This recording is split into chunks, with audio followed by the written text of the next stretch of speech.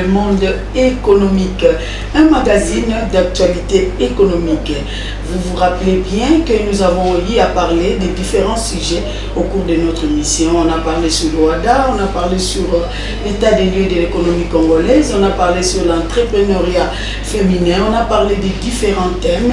Question de vous faire informer, de vous donner de la matière, de l'information sur les différents thèmes économique. Pour aujourd'hui, très chers amis téléspectateurs, nous avons l'insigne honneur de recevoir pour vous M. Richard Mungumu. M. Richard Mungumu est comptable public principal à l'hôtel de ville de Kinshasa et fait partie du comité de réforme des finances publiques. Avec lui, très chers amis téléspectateurs, nous allons parler de la reddition des comptes en finances publiques.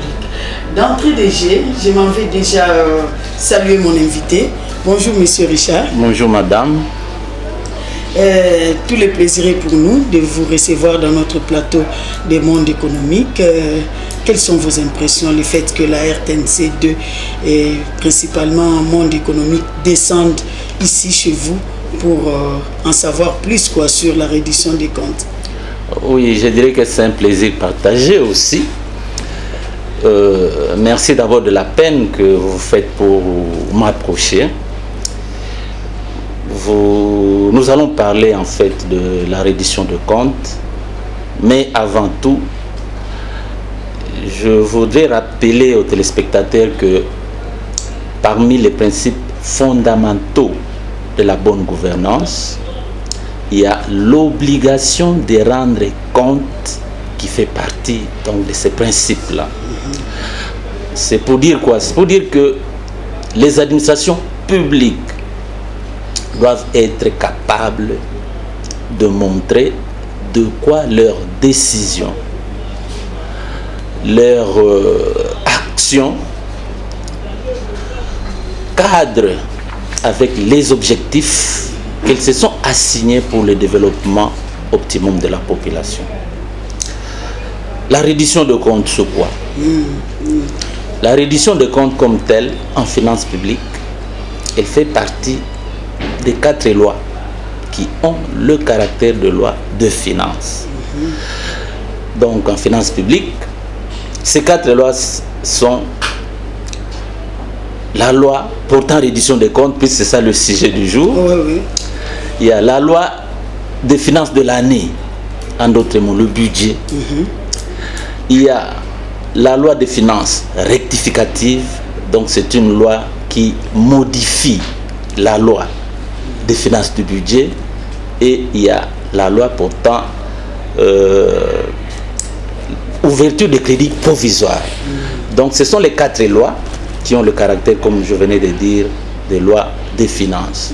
La loi portant reddition de comptes, en quelques mots, c'est une loi qui constate l'ensemble des recettes et l'ensemble des dépenses d'une année précédente. Donc c'est ça la simple définition donc, de la loi. D'une année précédente, des institutions publiques, des entreprises publiques ou bien de quoi? Du budget de l'État. Voilà. Donc c'est la loi qui constate l'ensemble des recettes et l'ensemble des dépenses du budget de l'année écoulée. Et pourquoi toute une loi pour la reddition des comptes? Oui, cette loi, elle est nécessaire, madame, puisque c'est grâce à elle, d'abord il faut revenir que les lois, c'est au niveau du Parlement qu'elles sont votées.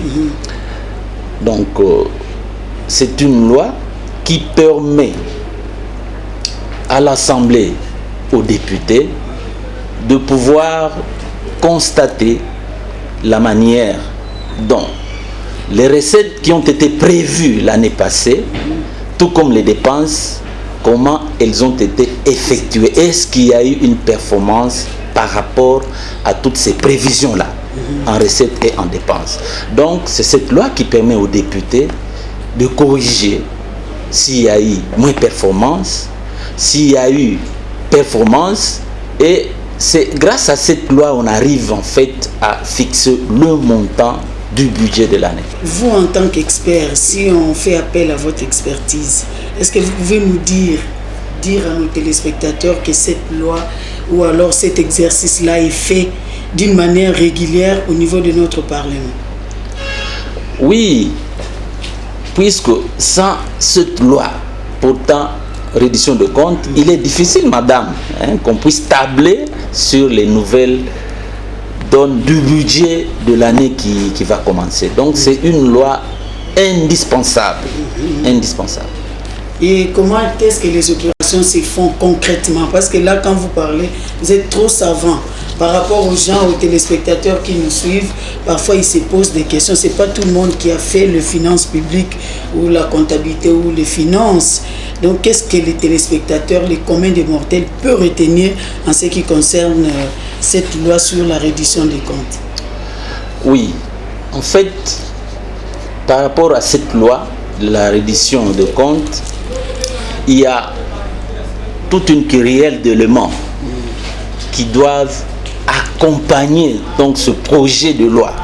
D'abord au niveau de la Cour de comptes, puisque c'est la Cour de comptes qui donne ses avis par rapport à la manière dont le budget a été exécuté. Donc la Cour de comptes fait un travail a posteriori, donc de toutes les opérations qui ont eu lieu en ce qui concerne le recouvrement des recettes et des dépenses de l'État. Donc il y a des documents qui accompagnent.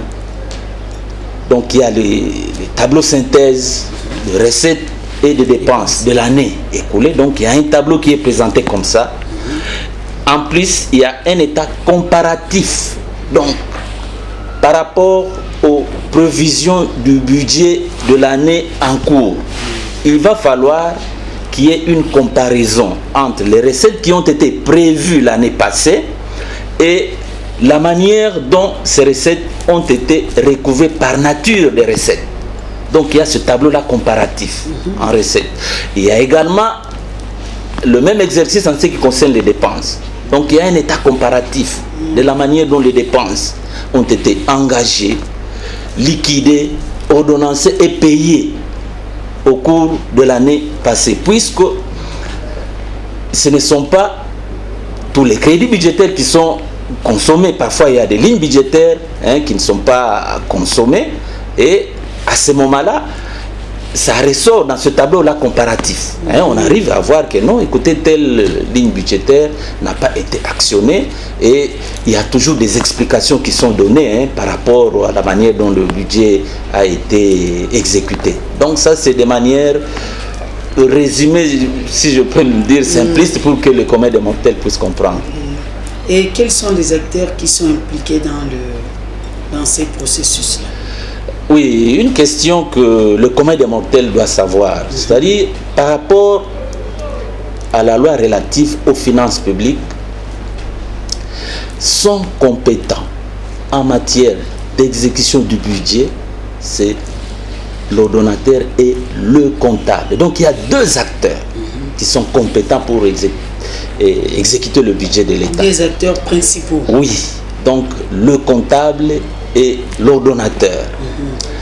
Alors, pour qu'une recette de l'État ou une dépense publique fasse l'objet de cette loi portant réduction de comptes, il faut que cette recette ou cette dépense soit prise en charge par le comptable.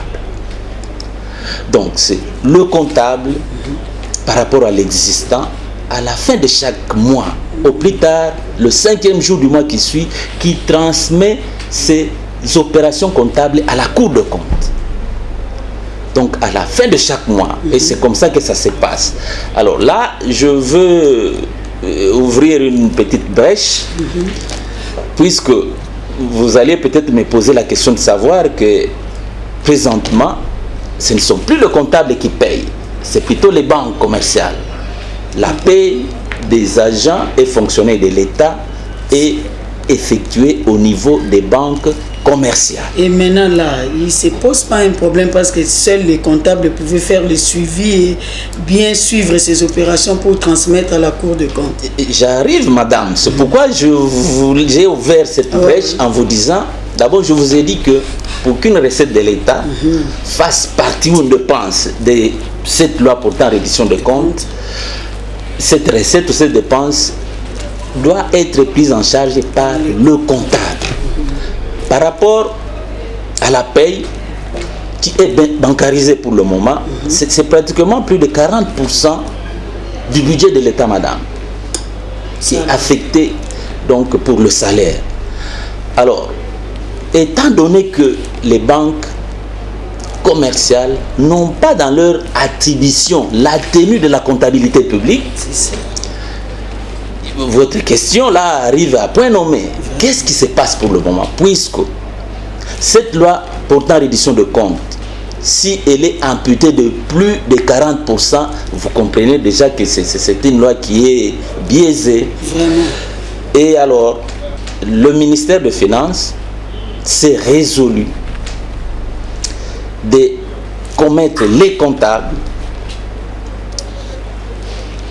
à la fin de chaque année de prendre en charge toutes les opérations de la paie bancarisée. Ce n'est pas un travail... Comment ils s'y prennent, ces comptables-là? Voilà. C'est pas un travail facile. Hein? Voilà. Ce n'est pas du tout un travail facile, madame, puisque c'est une comptabilité de régularisation qui s'effectue. Donc les comptables sont tenus à prendre en charge toutes les opérations bancarisées de manière à régulariser. Ce n'est pas facile, madame, puisque si je veux définir ce que c'est la comptabilité, écoutez, ça c'est mon point de vue que je donne peut-être en tant qu'expert. La comptabilité est un processus d'enregistrement des recettes et des dépenses. Et cet enregistrement s'effectue au jour le jour en appui des pièces justificatives, authentiques et de caractère probant. Alors, la bancarisation, je ne suis pas contre la bancarisation, mais quelque part... Vous entendre parler, c'est comme si la bancarisation est venue biaiser un peu le travail. Déroge, moi je parle que déroge en fait à ce principe-là de la tenue de la comptabilité publique. Puisque, d'abord, la technique comptable elle-même nous oblige, nous le comptable, à la fin de chaque mois, lorsque nous transmettons nos opérations comptables à la Cour des comptes, nous devons certifier ces opérations. Nous certifions ces opérations. Mais c'est une étape. Quand il s'agit de la paie bancarisée, personne ne certifie. Et à juste titre, puisqu'il n'y a personne aucun comptable n'a eu à passer, à payer exactement. Ce sont les banques commerciales qui ont effectué cette paie. D'abord, il y a, du point de vue de la technique comptable, il n'y a pas de certification. Donc les opérations de la paie bancarisée que nous envoyons à la Cour des comptes pour une comptabilité en mode de régularisation ne sont pas certifiées par les comptables. Mais après la paie, les comptables quand même passent dans les banques commerciales pour récupérer la situation et voir s'il y a des erreurs et quoi, et poser des questions au niveau de la banque pour avoir des clarifications avant d'envoyer les documents à la Cour des comptes ou les pièces.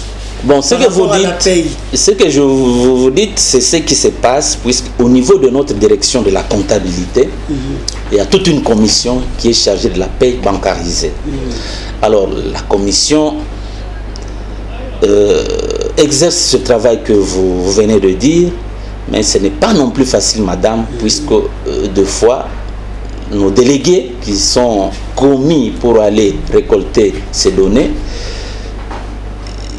ne les trouvent pas facilement. Donc il y a cette difficulté. Et quand je vous dis qu'une comptabilité, c'est en appui des pièces justificatives, authentiques et de caractère probant, mais écoutez, les données qu'on nous amène, ce ne sont pas des données. Ah oui, ce ne sont pas des données qui ont toutes ces qualités, madame. C'est compliqué. Mais il n'y a pas que la paie comme dépense de l'État, il y a d'autres dépenses que l'État effectue. Comment ça se passe à ce niveau-là? Bon, en dehors de la paye qui est bancarisée, les autres dépenses ne souffrent pas donc de cette difformité que je venais de soulever.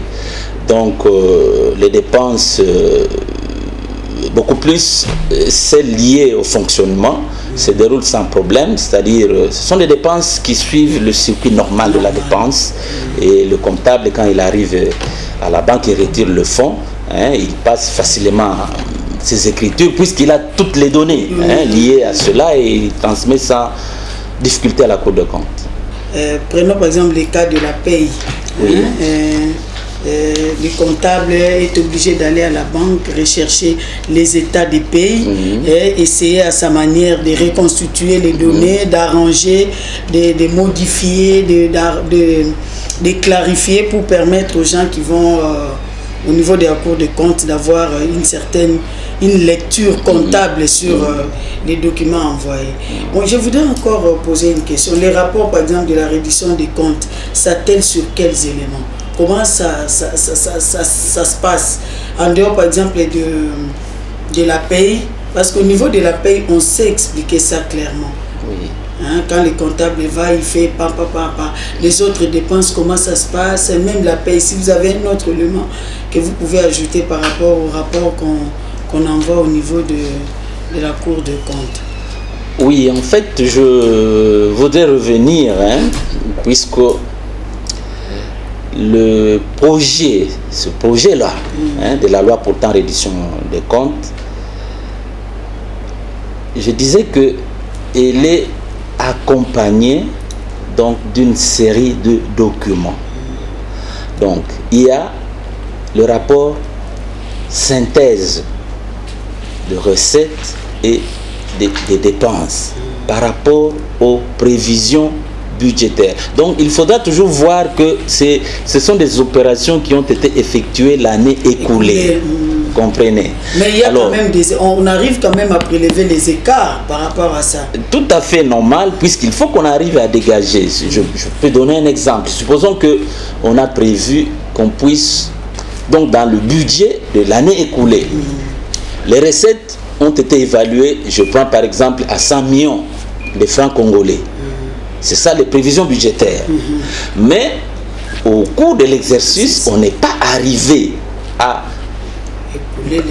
percevoir les 100 millions. Vous comprenez?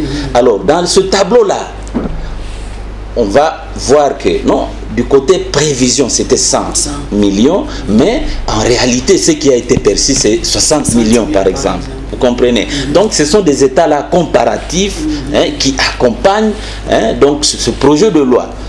Donc, il n'y a pas en recette, en dépense de la même manière. Il y en a aussi un état pour les dettes publiques. Donc, la manière dont les budgets annexes ont eu à réaliser leurs dépenses par rapport aux opérations. Donc, et maintenant, qu'est-ce que vous faites? Par exemple, si les prévisions, par exemple, l'exemple que vous venez de donner tout à l'heure par rapport à 100 millions, et en réalité, vous n'avez perçu que 60 millions. Cet écart-là, comment vous faites? Parce que, en fait, c'est par rapport aux dépenses que vous avez prévues, des recettes ou alors de l'argent pour pouvoir couvrir ces mêmes dépenses. Une question intelligente, madame, et c'est la raison pour laquelle, lorsque le gouvernement présente ce projet-là, mais les députés posent toutes ces questions que vous me posez, le gouvernement doit répondre pourquoi il n'a pas été à la hauteur de recouvrer. Vous comprenez? Et parfois, les questions vont plus loin.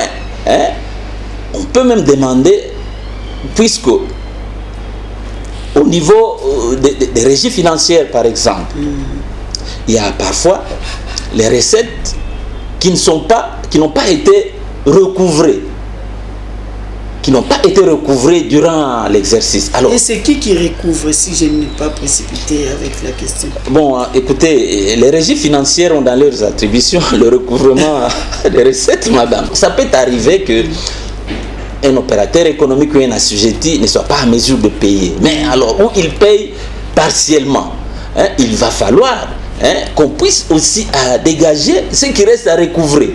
Alors, c'est pour revenir au cas où vous aviez soulevé là. Hein, bon, peut-être sur les 100 millions, on a recouvré 60 millions. Bon, il y a des États qui restent à recouvrer.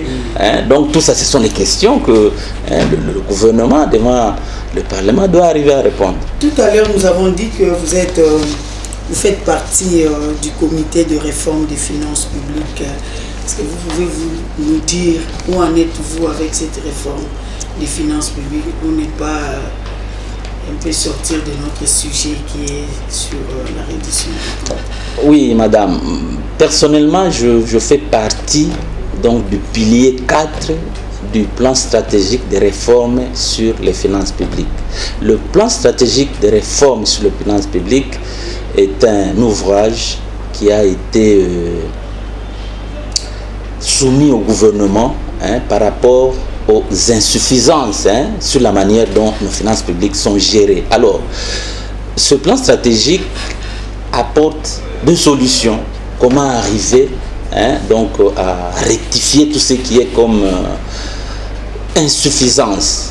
Alors, il y a des piliers par rapport au plan stratégique. Moi, je fais partie du pilier 4 qui s'occupe de la comptabilité publique et de la trésorerie. Alors, je ne peux que vous parler de mon pilier qui s'occupe de la comptabilité et de la trésorerie. En fait, au niveau de notre pilier, nous attelons beaucoup plus à la mise sur pied du réseau national des comptables. Alors, par rapport à l'existant, moi je suis comptable, mes opérations ne sont connues que par moi et ma hiérarchie. Alors, dans le cadre de la réforme, tous les comptables seront intégrés dans un réseau. Alors, ce réseau va fonctionner de manière pyramidale. C'est-à-dire, au sommet, il y aura un comptable qui aura la situation de tous les comptables, même ceux qui sont au niveau des ETD.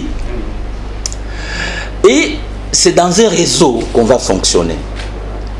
Donc, c'est comme le médecin dans un ordre des experts comptables, ou alors c'est autre chose? Bon, ça c'est quelque chose du nouveau. Alors, donc le réseau va fonctionner de manière pyramidale, c'est-à-dire au sommet, il y aura un comptable qui aura la situation de tous les comptables. Alors, présentement, nous étions déployés dans toutes les provinces dans le cadre de la cartographie. Donc, voir où est-ce qu'on peut implanter les comptables qui auront cette tâche donc de collecter toutes les données et les acheminer donc au niveau de la province, et puis au niveau de la province au niveau du sommet de l'État. Donc ce comptable qui sera au sommet, toutes les données qui l'aura à gérer par devers elle peuvent facilement être rapprochées de toutes les opérations qui sont effectuées au niveau de la banque. Et c'est pourquoi? Quelle est la motivation? Bon, la motivation, c'est la loi relative aux finances publiques. C'est parmi, en fait, les innovations. C'est parmi les innovations de cette loi-là. Donc, il va falloir qu'il y ait un réseau comptable et que les comptables ne continuent plus à travailler en vase clos. Donc, il y aura des comptables, madame, qui n'auront pas à manier le fonds. Eux seront là uniquement pour centraliser les opérations. Donc, on va les appeler les comptables centralisateurs. C'est de la même manière que celui qui sera au sommet, lui, aura centralisé toute la situation. Vous pensez que ça va être facile? Vous allez atteindre cet objectif-là? Ou alors vous l'avez déjà atteint? Non, nous sommes dans le processus. Nous sommes dans le processus et nous osons croire que ce sera la finalité pour que cela puisse cadrer avec la loi qui nous régit. Revenons sur la reddition des comptes. Vous avez dit, si par exemple les régies financières n'arrivent pas à recouvrer les montants qui étaient prévus, normalement l'État doit pouvoir répondre aux députés. Et donc, c'est-à-dire l'État doit pouvoir répondre à cet écart-là. À cet écart-là, il doit pouvoir dire à l'Assemblée nationale pourquoi pourquoi les régies financières n'ont pas pu recouvrer ces montants-là? Vous pensez qu'il y a des sanctions au cas où l'État n'arrivait pas à fournir des explications claires? Les députés peuvent aussi voter ou prévoir des sanctions par rapport à ça. Comment ça peut se passer, quoi? Comment expliquer tout ça là? Bon, en fait, madame, là, vous me ramenez à l'ancienne loi de finances publiques. Il y avait des sanctions. Il y avait des sanctions qui ont été prévues lorsque... Qui ont été aussi appliquées. Bon, écoutez, moi je vous parle du principe que cette loi, malheureusement qui n'est plus d'application, comportait en fait cette disposition-là. C'était clair. C'est lui ou le responsable qui n'arrive pas à recouvrer était passible de sanctions pénales. Mais actuellement, cette loi-là n'existe plus. Bon, je ne l'ai pas vu, madame. Je voudrais revenir par rapport au réseau là que vous avez dit des comptables, dont il y aura un comptable principal qui va pouvoir suivre toutes les opérations et contrôler tout ce que les comptables font. Est-ce que vous avez, par rapport aux comptables que vous allez implanter dans les différents territoires ou points, est-ce que vous avez prévu une formation par rapport à ça? Parce que quelqu'un qui sort tout droit de l'université, par exemple, comment est-ce qu'il peut s'y prendre sur le plan professionnel ou sur le terrain? Vous avez prévu une formation? Comment ça va se passer? Oui, madame, il y a déjà un acte qui est pris. Donc, il y a un décret donc, du règlement d'administration applicable aux comptables. Donc, dans ce décret-là, tout est prévu. Il y a le processus de recrutement, la formation. Donc, c'est déjà un texte qui est déjà en vigueur. Donc, il n'y a aucun problème là-dessus. D'abord, le concours sera ouvert à tous les fonctionnaires. Tout est prévu dans ce décret-là. Ça sera probablement quand? Bon, écoutez, tout d'abord est lié d'abord à... Les étudiants, les gens qui viennent de terminer, les comptables qui sont intéressés. Oui, en fait, ça concerne d'abord tous les fonctionnaires de l'État. Il faut d'abord être fonctionnaire de l'État. Donc, le concours ne sera pas ouvert au commun des mortels. C'est aux fonctionnaires de l'État qui vont concourir. La matière leur sera présentée bien avant. Et puis, bon, c'est ceux qui se seront classés en ordre d'études qui pourront être pris comme de comptables. Qu'est-ce que les gens peuvent retenir de notre entretien de ce jour?